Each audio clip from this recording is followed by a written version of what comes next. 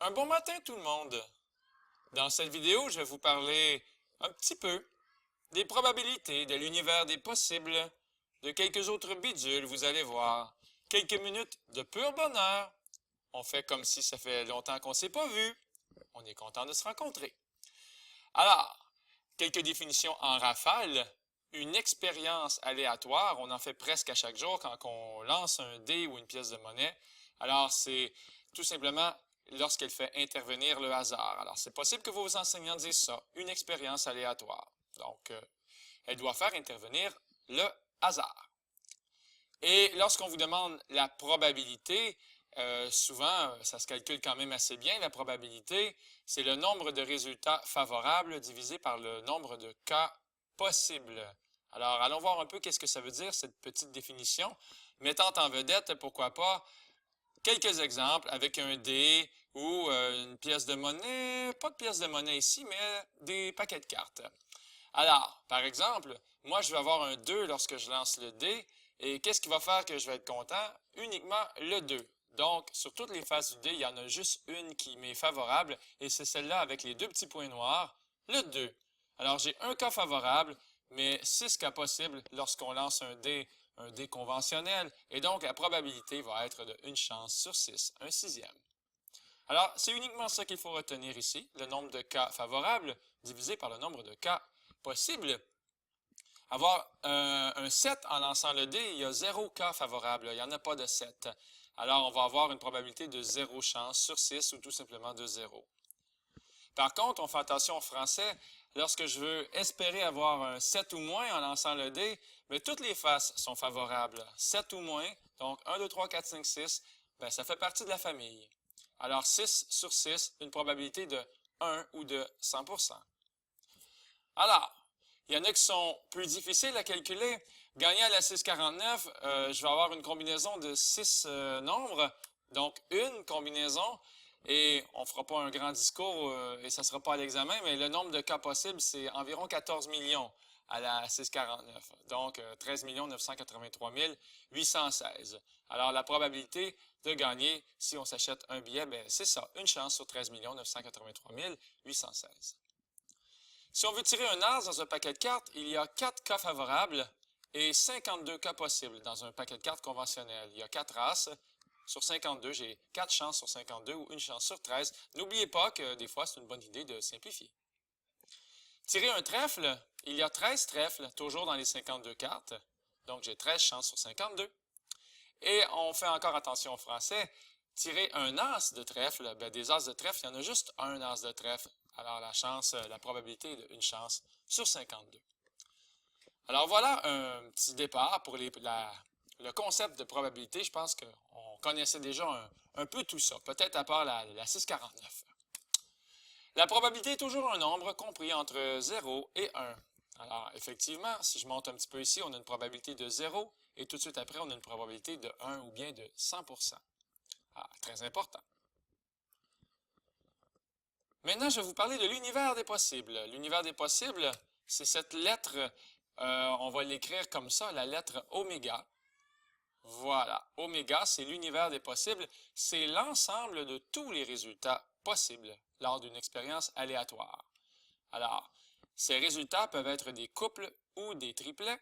Je vais expliquer dans quelques secondes qu'est-ce que ça veut dire, ce petit bout de phrase-là, un peu mystérieux, qui sait peut-être. Alors, lorsqu'on lance le dé, l'univers des possibles, encore une fois, on revoit cette lettre grecque, oméga, on met des accolades. C'est un ensemble qui contient tout ce qui peut arriver. Et bien ici, c'est 1, 2, 3, 4, 5, 6. Alors, à chaque fois, il va y avoir le oméga qui va apparaître. Tirer une pièce de monnaie, ben, l'ensemble, l'univers des possibles, c'est pile ou face, tout simplement. Choisir un bail, noter sa couleur. Dans le noir, on ferme les yeux. En fait, s'il fait noir, on n'a pas besoin de fermer les yeux.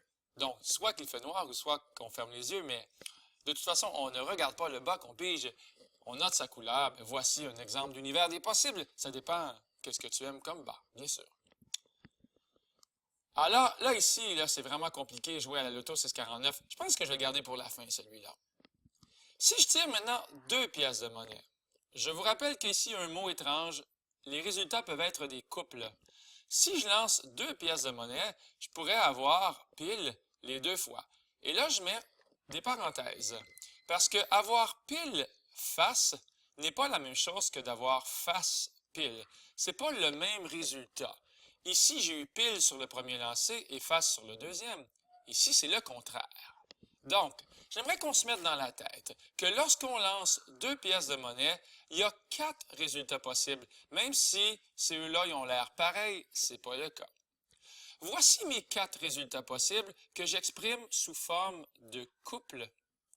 En fait, les amis, quand on met une parenthèse, ça veut dire que l'ordre est important. Pile, face, c'est pas la même chose que face pile. Comme dans un plan cartésien, le point 1, 3, c'est pas la même chose que le point 3, 1.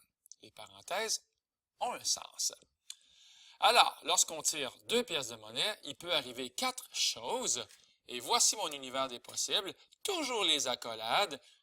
Je serai sévère sur l'écriture. Dans mon petit panier, dans mon ensemble, je mets ces 4 couples-là. Pile-pile, pile-face, face-pile et face-face.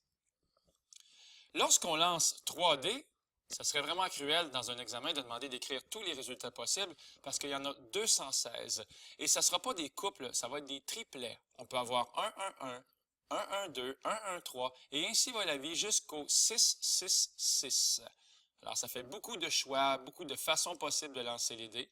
6 x 6 x 6, 216 façons de lancer les dés. Alors, je reviens à la loterie ici. Lorsqu'on pige des numéros à la 649, on ne peut pas répéter. Alors, on ne peut pas avoir 1, 1, 1, 1, 1, 1, mais on peut avoir 1, 2, 3, 4, 5, 6 et 1, 2, 3, 4, 5, 7, et ainsi va la vie. Et ça fait vraiment beaucoup de millions de possibilités, j'en ai parlé tout à l'heure. Jusqu'à la dernière combinaison, 44, 45, 46, 47, 48, 49. Alors, voilà l'univers des possibles pour tous mes exemples, sauf un encore. Lorsqu'on tire une carte, il y a 52 résultats qui peuvent apparaître. On ne les écrira pas tous, mais l'univers des possibles, encore une fois avec l'accolade, le 1 de pique, le 2 de pique, le 3 de pique, jusqu'au 13 de trèfle, par exemple. Ça, c'est l'univers des possibles. Et on poursuit. On poursuit. Un événement, c'est un sous-ensemble de l'univers des possibles. Par exemple, si je lance un dé, il peut avoir 1, 2, 3, 4, 5, 6. C'est mon univers des possibles. Mais voici l'événement A.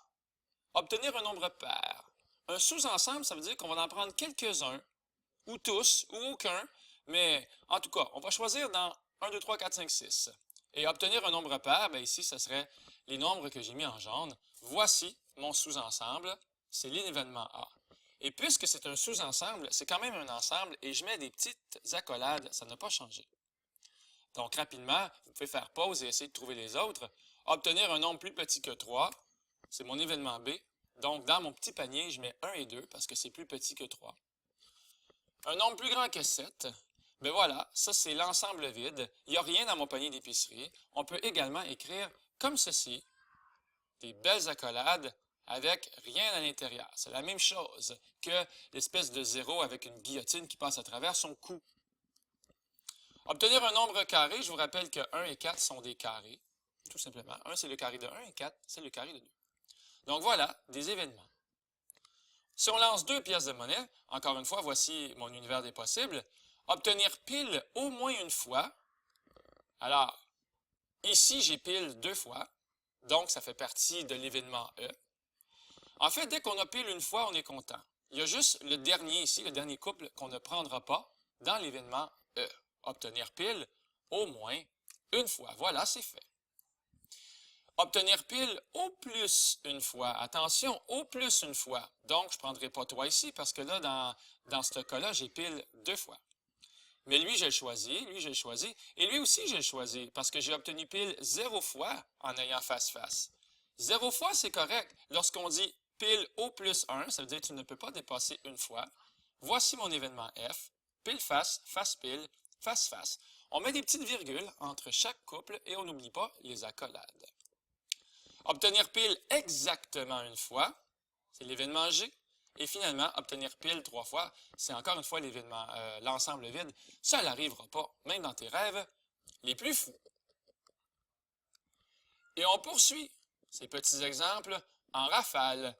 Si on pige une carte, on a l'ensemble, l'univers des possibles, du 1 de pique jusqu'au 13 de trèfle. Si je m'intéresse à l'événement I, obtenir un as, on a l'as de pique, l'as de cœur, l'as de carreau et l'as de trèfle. Obtenir un trèfle, bien, tout ce qui s'appelle trèfle fait partie de mon événement J. Et obtenir 14 ou moins, bien, ça va être toutes les cartes. Et regardez, au lieu d'écrire toutes les cartes possibles, quelle astuce intelligente que d'écrire que l'événement K, c'est tout simplement oméga. C'est l'univers des possibles au complet. Parce qu'à chaque fois qu'on pige une carte, on a effectivement 14 ou moins. Un événement est certain si la probabilité est 1. D'ailleurs, lui ici, l'événement K est un événement certain. Je suis certain d'avoir 14 ou moins. Un événement impossible est un événement dont la probabilité est 0. Et si l'événement H, obtenir pile 3 fois lorsqu'on lance 2 pièces de monnaie, ça ne se produira pas, bien sûr. Rapidement, à propos de l'écriture, voici une écriture convenable. La probabilité de l'événement B. Qu'est-ce que c'était déjà l'événement B? C'était obtenir un nombre plus petit que 3. Donc, en lançant un dé, il y a 1 et 2 qui font la job, comme on dit. Donc, j'ai 2 chances sur 6. Alors, ça s'écrit comme ça. La probabilité que, donc, P, parenthèse, l'événement B se réalise, égale 2 sur 6 ou 1 sur 3. Alors, encore une fois, la probabilité, un P majuscule, l'événement B se réalise, on écrit ça comme ça. On peut écrire aussi quelque chose en français, probabilité, obtenir le chiffre 5, ça s'écrit aussi. Bien, en lançant un dé, j'ai une chance sur 6. Quoi d'autre ici? On dit que des événements sont complémentaires lorsqu'ils n'ont rien en commun, mais que leur union forme tout l'univers des possibles. Que c'est étrange, et on va terminer avec ce concept-là. Encore une fois, des événements sont complémentaires lorsqu'ils n'ont rien en commun, mais que leur union forme tout l'univers des possibles. Voici mon exemple avec une pièce de monnaie qu'on lance 3 fois. Alors, on lance une pièce de monnaie 3 fois, ou bien on lance 3 pièces de monnaie, c'est la même chose. Et voici l'arbre des probabilités. On peut avoir pile, pile, pile. Sur chaque pièce de monnaie, finalement, on a pile. Jusqu'à face, face, face, en passant par toutes les 8 façons possibles de lancer 3 pièces de monnaie. Alors, je vais vous donner un exemple de qu'est-ce que c'est des événements complémentaires avec cette dernière petite page-là ici. Voici l'événement A, avoir 3 lancers identiques. Alors, c'est quoi avoir 3 lancers identiques? Je vous rappelle, je vais prendre mon temps, on met les accolades. Et qu'est-ce qu'on met dans notre petit panier? On peut mettre le pile, pile, pile. Et le face, face, face, bien sûr, on n'oublie pas les parenthèses, ce sont des triplets. Alors, c'est ça mon événement A, d'avoir des lancers identiques. Voilà. Et l'événement B, ne pas avoir 3 lancers identiques, ce serait les 6 autres façons de lancer les 3 pièces de monnaie. Alors, on réalise quoi? Que ces événements-là, ici, A et B, ils n'ont rien en commun. Si je fais l'intersection, qu'est-ce qu'ils ont en commun ici? Il n'y a absolument rien. Donc, l'intersection, c'est rien du tout, c'est l'ensemble vide. Par contre, l'union forme tout, tout, tout. Si je les mets ensemble dans un grand panier, l'union, on obtient oméga. On obtient tout l'univers des possibles, c'est-à-dire les 8 façons de lancer les 3 pièces de monnaie. La probabilité de l'événement A, ça va être 2 chances sur 8. Bien sûr, la probabilité de l'événement B, 6 chances sur 8. On fait attention à l'écriture, n'est-ce pas? Alors voilà, on avait des exemples ici d'événements qui sont complémentaires. Les événements A et B. Notons pour terminer que si A et B sont des événements complémentaires, la probabilité que leur intersection se réalise, c'est 0 parce qu'il n'y a rien en commun dans l'intersection. Et la probabilité que l'union se produise, ça c'est 100%, c'est 1.